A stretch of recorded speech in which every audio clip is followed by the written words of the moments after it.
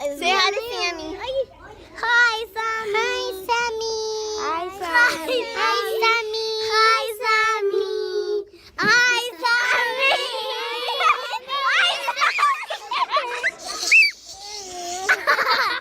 Sammy. Hi, Sammy. The girls laughing and smiling in that video are just a few of my 62 talented girls. For the past 3 summers, I have had the opportunity to live and teach in Peru for various amounts of time.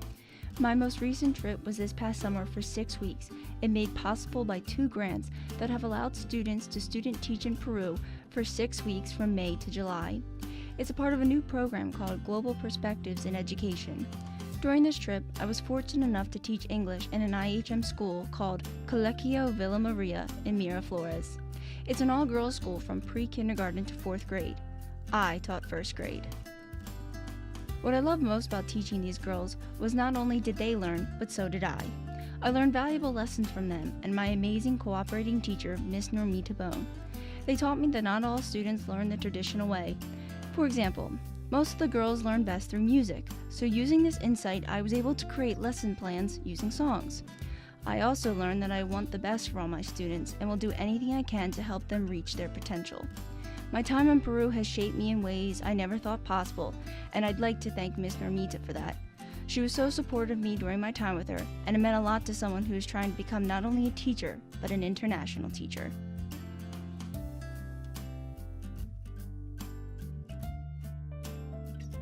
While I was there to teach English, I also enjoyed several excursions. The first place we traveled to wasn't far from home. Lima is a beautiful city, and here we visited El Centro de Lima and Plaza Mayor. In addition, we visited St. Rose of Lima Church and Circuito Mágico del Agua del Parque de la Ribera and Kennedy Park.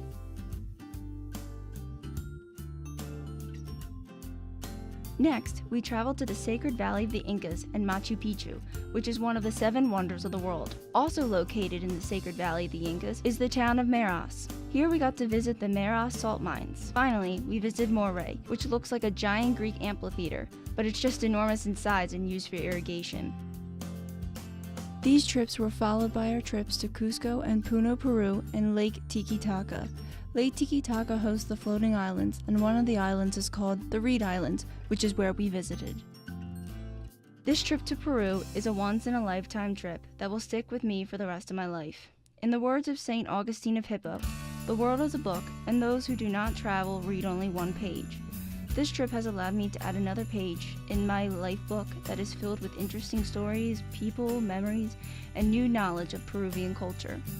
So, the only question left to ask is, will you add this trip to your story?